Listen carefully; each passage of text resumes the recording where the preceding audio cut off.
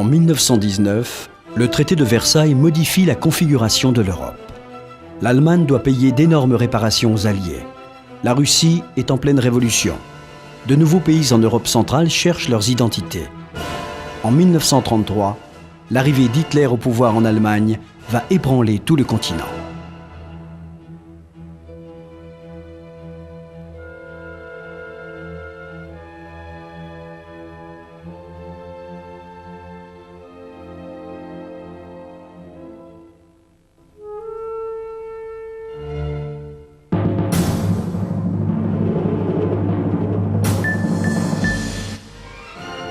Le 12 mars 1938, Hitler fait entrer ses troupes en Autriche pour annexer le territoire au Reich. L'Anschluss est une violation sans précédent du traité de Versailles. Pourtant, les démocraties occidentales ne réagissent pas. Hitler peut savourer son triomphe et sa revanche à Vienne.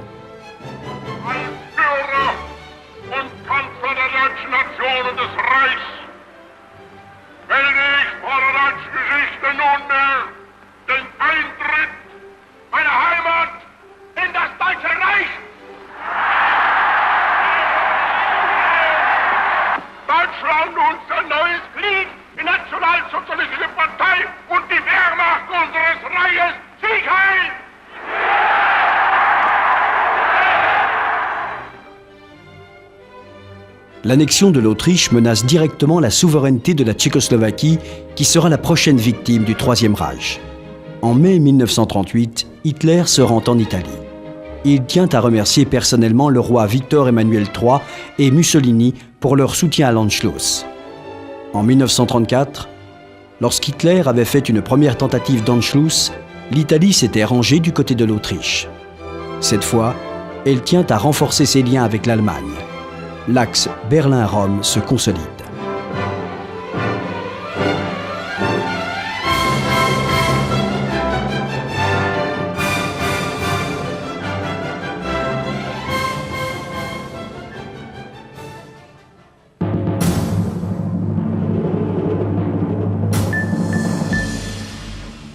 Juin-juillet 1938, la Chine est le théâtre d'atroces combats. L'agression japonaise a commencé en juillet 1937. La lutte entre le gouvernement de Chiang Kai-shek et les communistes de Mao Tse-tung complique la situation intérieure en Chine.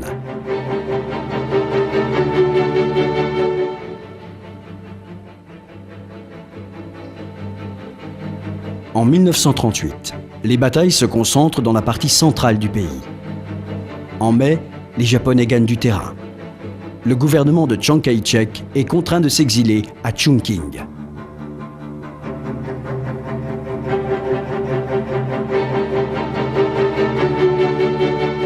les partisans de Mao, soutenus par les soviétiques, repoussent les attaques japonaises avec plus de succès.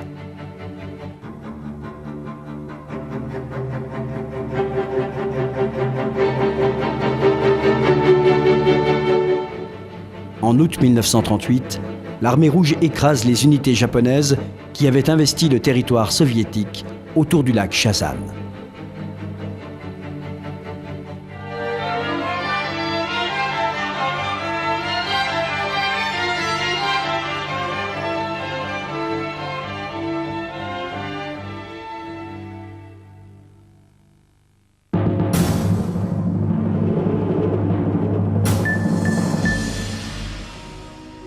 Au début de septembre, Hitler ordonne à Heinlein, chef du parti nazi en Tchécoslovaquie, de faire monter la pression.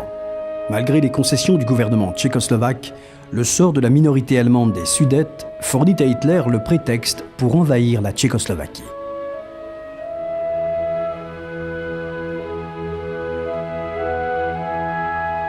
Le 15 septembre, à Obersalzberg, le Premier ministre britannique Chamberlain approuve le plan de rattachement des Sudètes au Reich. 4 jours plus tard, la Grande-Bretagne et la France font pression sur le gouvernement tchèque pour qu'il accepte les conditions d'Hitler. Au nom de la paix en Europe, le gouvernement tchécoslovaque est contraint de se soumettre à Hitler.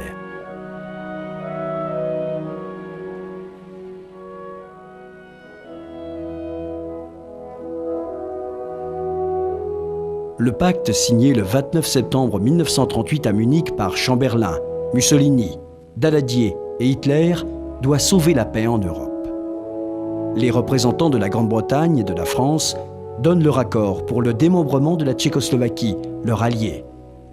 La région des Sudètes est annexée au Reich.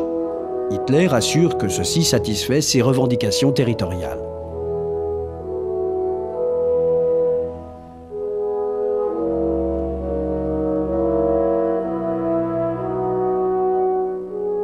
« 1er octobre. Les Allemands des Sudètes accueillent la Wehrmacht avec enthousiasme.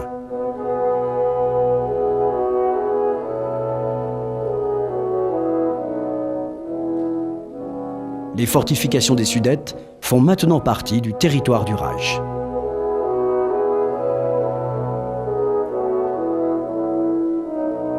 Après les accords de Munich, le Premier ministre britannique Chamberlain ne cache pas sa satisfaction.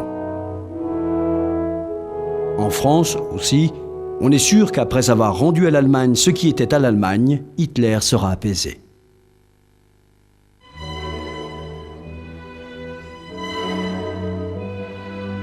Le 2 octobre, l'armée polonaise profite du désarroi tchèque pour franchir la frontière et occuper le territoire silésien de Teschen, annexé par la Tchécoslovaquie en 1919.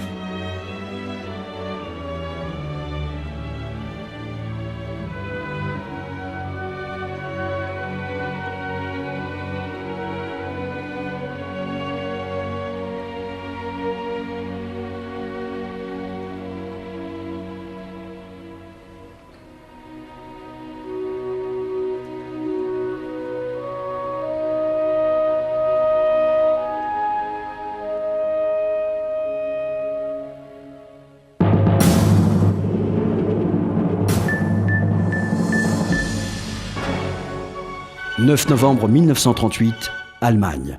Nuit de cristal. Revendication allemande à l'encontre de la Pologne. Le pogrom des Juifs dans la nuit du 9 au 10 novembre 1938 se solde par la mort de plusieurs dizaines d'entre eux. Cette nuit de cristal voit brûler 250 synagogues et saccager des milliers de boutiques à Nuremberg, Hambourg, Munich et Francfort. La haine nazie se déchaîne contre les Juifs allemands.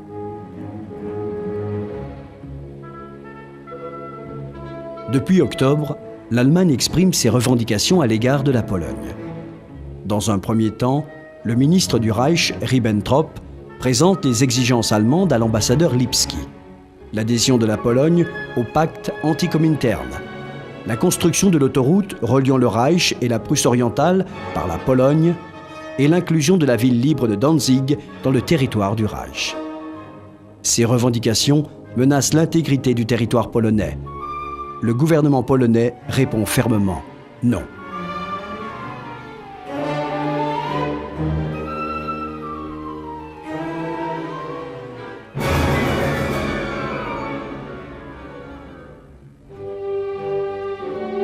À Varsovie, le défilé de la commémoration de la victoire du 11 novembre 1918 est censé dissiper les craintes face à la situation internationale et montrer une Pologne forte et déterminée à défendre sa position.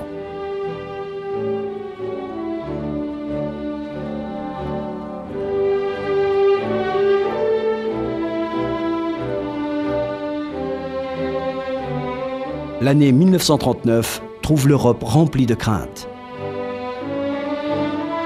Le 5 janvier, Hitler renouvelle ses revendications polonaises. Le 25 janvier, Ribbentrop les confirme. 26 janvier, Espagne. L'armée nationaliste du général Franco entre à Barcelone. La guerre civile espagnole touche à sa fin. Berchtesgaden, dans les Alpes bavaroises, est la résidence favorite d'Hitler. C'est là qu'il accueille ses proches collaborateurs et ses invités. C'est à Berchtesgaden, le 5 janvier 1939, qu'il présente personnellement ses exigences au ministre des Affaires étrangères polonais, Joseph Beck. Le dictateur allemand espère utiliser la Pologne dans sa politique d'expansion à l'Est.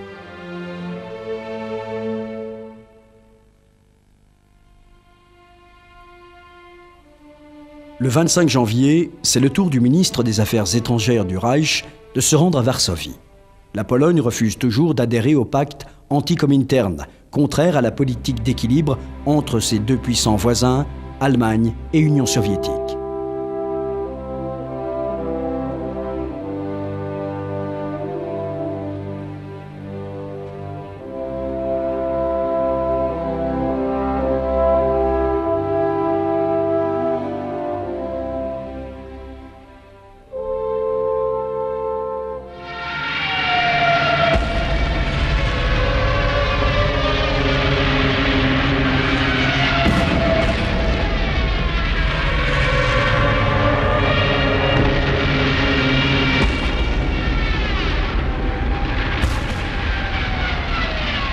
Le 26 janvier, l'armée du général Franco entre à Barcelone après une longue bataille.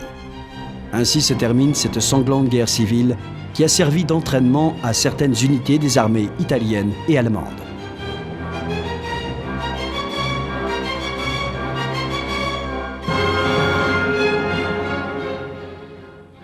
Le 30 janvier, à Berlin, Hitler annonce publiquement l'anéantissement des Juifs de l'Europe en cas de guerre.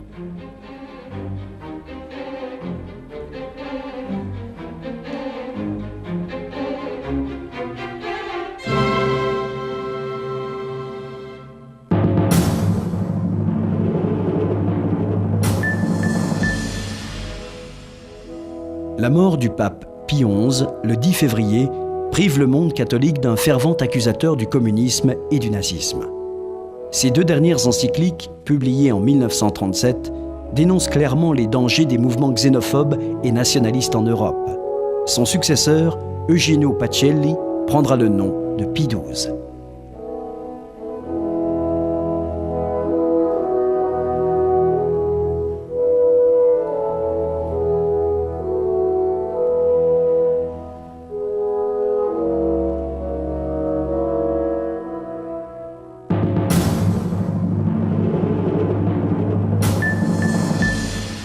Le 10 mars, pour la première fois, Staline envisage d'améliorer ses relations avec Hitler. Le 15 mars, Hitler annexe la Bohême et la Moravie. Le 22 mars, l'Allemagne exige la restitution de la ville libre de Memel.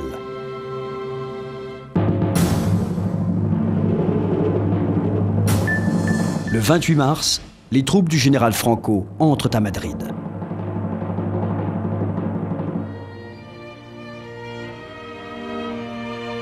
En 1939, la position de Staline à l'égard du Reich va changer diamétralement.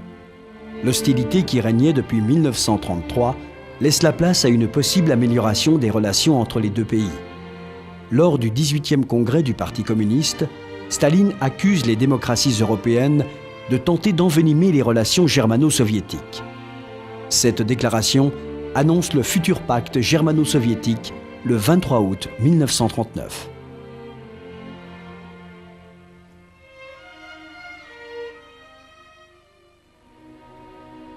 Hitler ne se contente pas de l'annexion des Sudètes. Il oblige le président de la Tchécoslovaquie à venir à Berlin. Là, sous la contrainte, Emil Hácha donne son accord à l'entrée de la Wehrmacht en Bohême et en Moravie. Les démocraties occidentales comprennent que les exigences d'Hitler sont sans limite et que la politique d'apaisement est une impasse. Rien ne sert de discuter avec M. Hitler.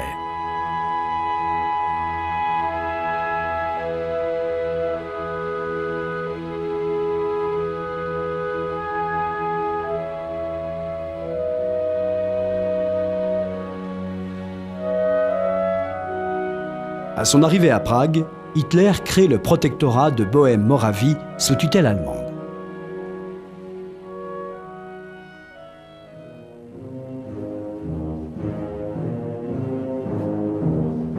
À son retour à Berlin, Hitler est considéré comme un héros. Par sa diplomatie musclée, il permet au Reich de retrouver sa dignité bafouée par le traité de Versailles.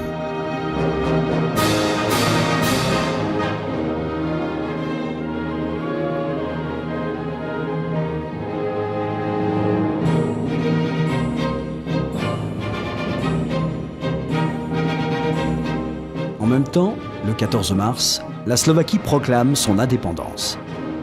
Gouverné par Monseigneur Tiso, le pays devient un satellite de l'Allemagne. Jusqu'à la fin de la guerre, la Slovaquie sera un allié du Reich. Ainsi, la Pologne se trouve quasiment encerclée par l'Allemagne hostile.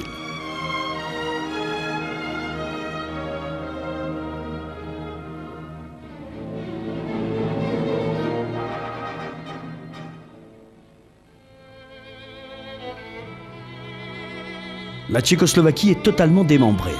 Les territoires habités par les minorités hongroises sont accordés à la Hongrie. Cette politique, qui a débuté en septembre 1938, modifie une fois de plus les frontières en Europe centrale.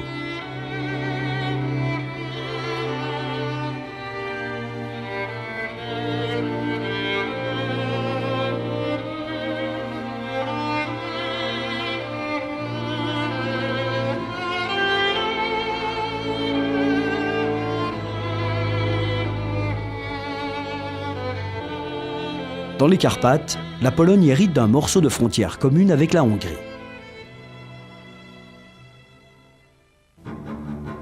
Hitler continue sa politique de force. Le 20 mars, il exige le rattachement de la région de Memel, où vit une importante minorité allemande. 2 jours plus tard, il obtient satisfaction. Entre-temps, le 21 mars, une fois de plus, il exige le rattachement de la ville libre de Danzig et la construction d'une autoroute reliant la Prusse orientale. Il devient évident que la Pologne sera la prochaine victime d'Hitler.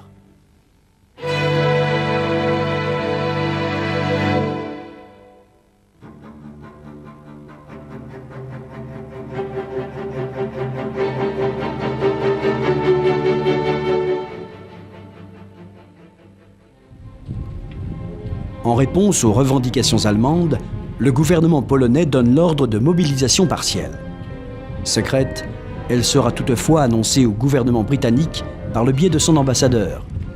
Traditionnellement, la cavalerie constitue le fleuron et la fierté de l'armée polonaise.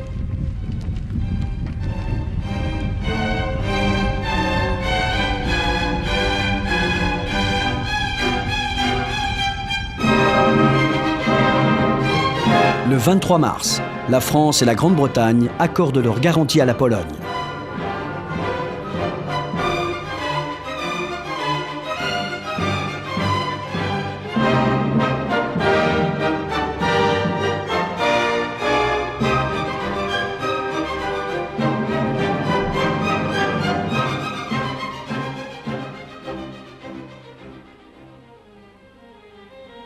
Le 28 mars, l'armée du général Franco entre à Madrid. 4 jours plus tard, le 1er avril, le général annonce officiellement la fin de la guerre civile qui durait depuis 3 ans, faisant des centaines de milliers de victimes et provoquant la ruine économique du pays. Pour remercier l'Italie et l'Allemagne de leur soutien, Franco décide d'adhérer au pacte anti-Comintern. Durant toute la guerre, l'Espagne gardera sa neutralité. Toutefois, des forces espagnoles, comme la division Azul, soutiendront l'armée allemande sur le front de l'Est. Pour Franco, la reconstruction économique du pays et l'élimination des opposants politiques sont prioritaires.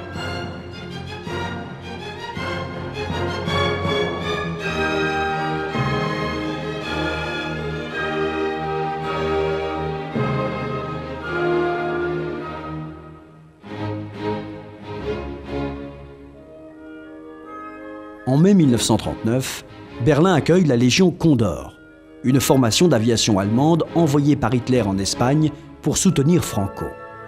C'est cette Légion Condor qui est responsable de la destruction en 1936 de la ville basque de Guernica.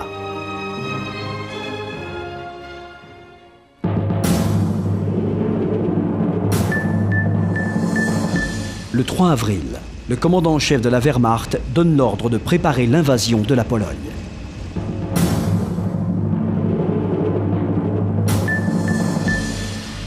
Le 7 avril, l'Italie envahit l'Albanie.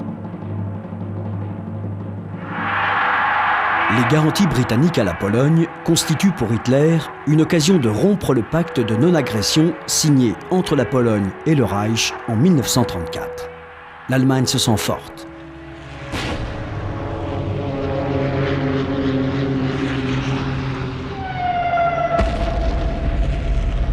Dès le printemps 1939, elle dispose d'un potentiel militaire lui permettant la destruction de tout ennemi éventuel.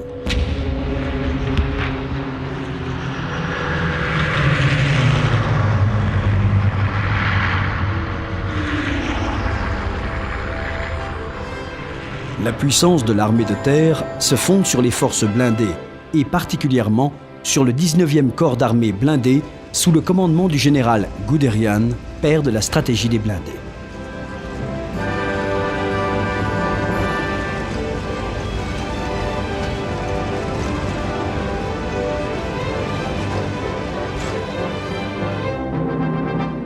L'Italie mène également une politique d'expansion territoriale. Le 7 avril, avec le soutien de l'Allemagne, l'armée italienne franchit la frontière albanaise. 15 000 soldats italiens débarquent dans les ports albanais.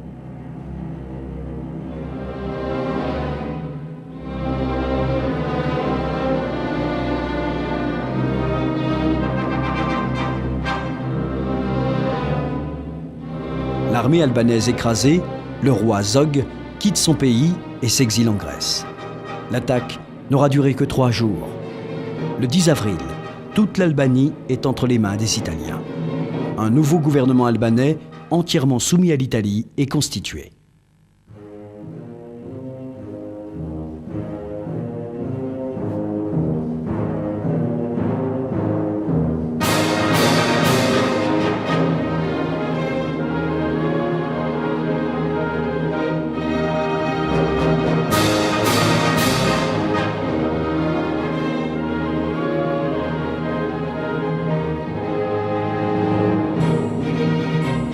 Le 12 avril, le roi Zog est destitué. Le nouveau gouvernement offre la couronne d'Albanie au roi Victor Emmanuel III. 2 jours après, lors d'une cérémonie au Quirinal, l'Albanie est officiellement annexée à l'Italie.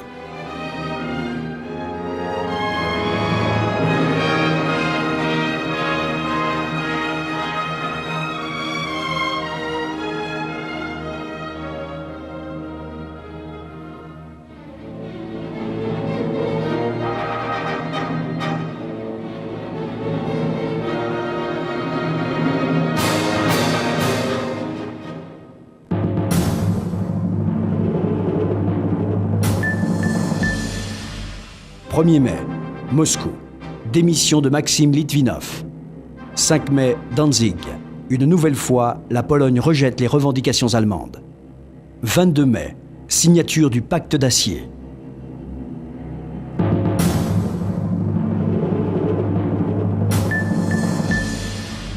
Mai, Mongolie. L'offensive japonaise est arrêtée.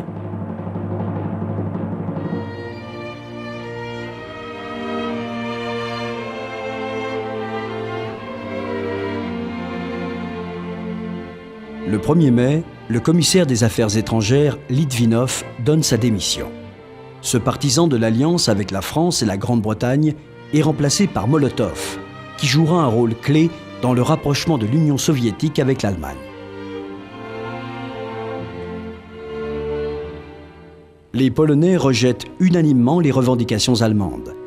Le refus de la paix à tout prix et la défense du territoire apparaissent comme la seule issue pour empêcher le Reich de continuer son expansion.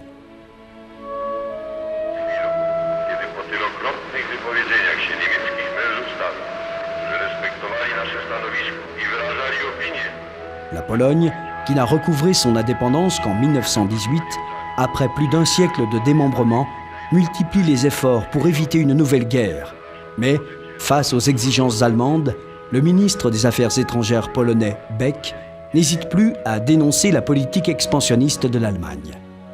Le fond de son discours repose sur les valeurs traditionnelles, l'honneur et l'amour de la patrie. Le 22 mai, la signature du pacte d'acier renforce l'axe Rome-Berlin. Son caractère offensif ne laisse aucune illusion quant aux intentions de ses signataires. Toutefois, Mussolini n'envisage pas d'entrer en guerre avant 1943.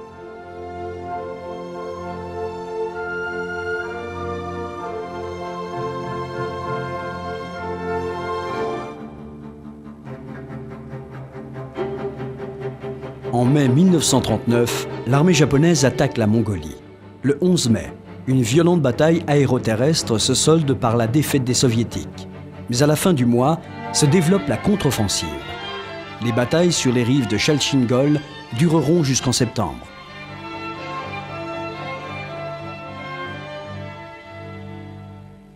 Malgré les purges dans ses rangs, l'armée rouge réussit à repousser les attaques japonaises. Environ 40 000 officiers ont été limogés par Staline les 2 dernières années. Des milliers d'autres ont été fusillés. « 17 juillet, Varsovie. Visite du général britannique Ironside. Manifestation pro-allemande à Danzig.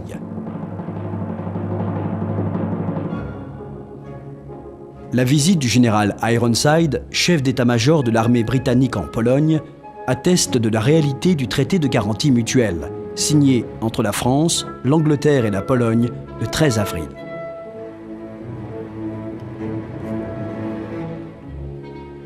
À la suite de cette visite, la Pologne offre aux services secrets britanniques des exemplaires de la machine à chiffrer allemande Enigma, reconstituée par les ingénieurs polonais.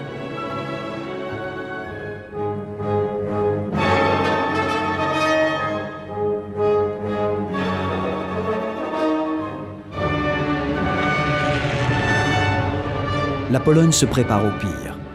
Pour assurer la défense antiaérienne, le gouvernement fait appel au soutien financier de la population.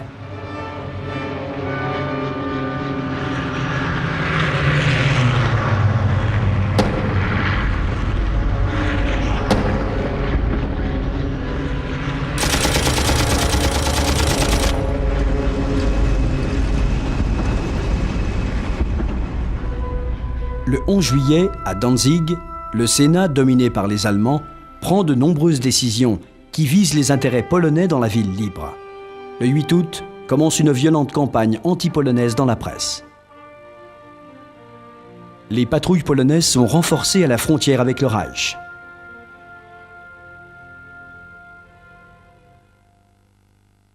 « 23 août, Moscou. Signature du pacte germano-soviétique. 25 août, Danzig. Le Schleswig-Holstein, cuirassé allemand, s'amarre dans le port. Face à la menace de guerre, la France et l'Angleterre tentent de s'entendre avec Moscou.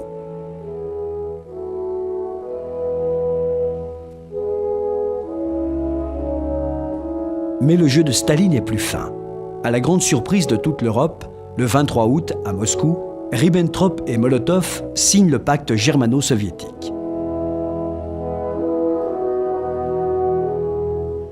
Un protocole secret place la Finlande, l'Estonie et la Lettonie dans la zone d'influence allemande, tandis que la Pologne est tout simplement partagée entre les deux puissances sur la ligne des fleuves Narew, Vistule, San.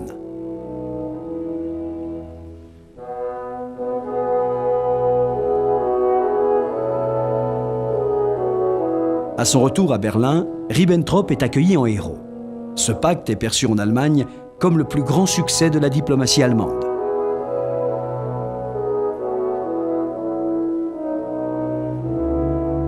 Le 22 août, Hitler donne l'ordre de préparer l'attaque sur la Pologne. La date initiale de l'attaque, le 26 août, est reportée au vendredi 1er septembre. L'Angleterre et la France tentent d'ultimes négociations qui n'ont pour résultat que de retarder la mobilisation en Pologne.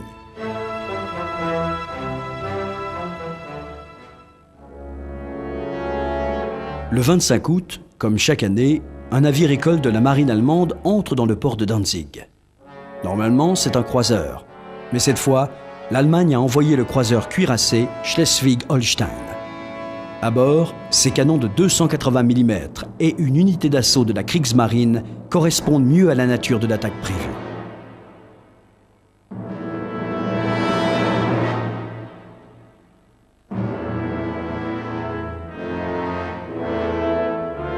Le long de la frontière polonaise, l'Allemagne a concentré 2 millions de soldats, 3200 chars et plus de 2000 avions.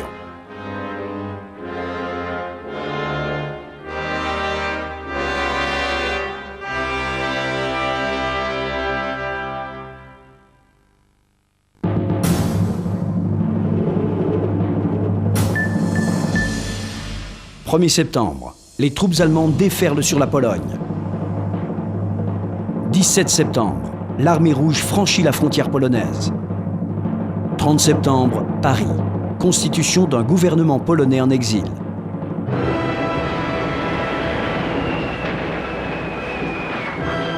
Le 1er septembre 1939, à 4h45, le Schleswig-Holstein commence à bombarder les fortifications de Westerplatte.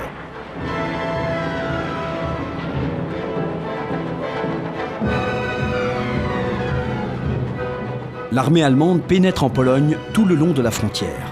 La résistance de l'armée polonaise surprend les généraux allemands. À Czestochowa, une brigade de cavalerie réussit à retenir l'assaut de la 4e division blindée. La France et la Grande-Bretagne lancent un ultimatum à l'Allemagne et exigent le retrait immédiat des troupes allemandes de Pologne. It is not the British way to go back upon obligations. Now that the possibility of conflict again exists, the government have taken steps to declare their attitude, not only to the world, but in a special message to Herr Hitler. La mobilisation générale décrétée en France et en Angleterre se déroule sans enthousiasme.